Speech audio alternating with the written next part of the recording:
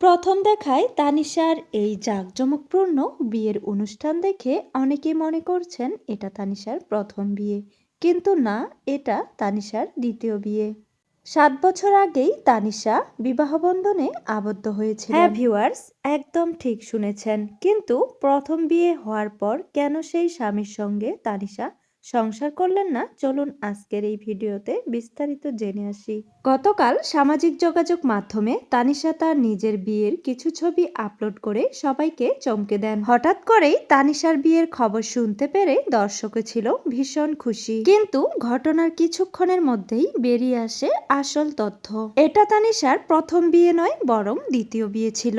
7 বছর আগেই তার প্রথম বিয়ে সম্পূর্ণ হয়েছে। সেই বিয়েটি ছিল খুবই ঘরোয়াভাবে এবং প্রচলিত, লাল শাড়ি, ভারী গহনা আর পারিবারিক আয়োজন।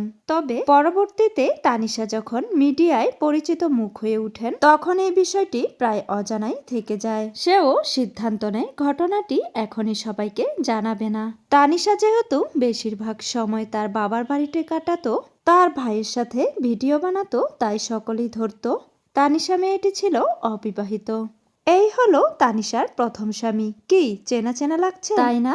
মনে হচ্ছে না গতকাল যার সাথে বিয়ে হয়েছে সেই বিয়ের ফুটেজের স্বামীর সঙ্গে এই স্বামীটির মিল রয়েছে। মূলত ছেলে একজনেই, কিন্তু একই ছেলের সঙ্গে দুবার বিয়ে হয়েছে তানিশার। জানা যায় তাদের বিশেষভাবে ক্যারিয়ার গড়ার জন্য দুজনেই আলাদা ছিল।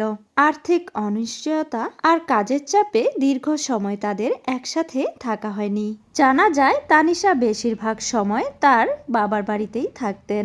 অন্যদিকে তার স্বামী কাজের চাপে বেশিরভাগ বরিশালের বাইরে থাকতেন। নিজের অবস্থান তৈরি করতে লেগে যায় দীর্ঘ 7টি বছর অপেক্ষা আর সংগ্রাম এবং ধৈর্য সময়।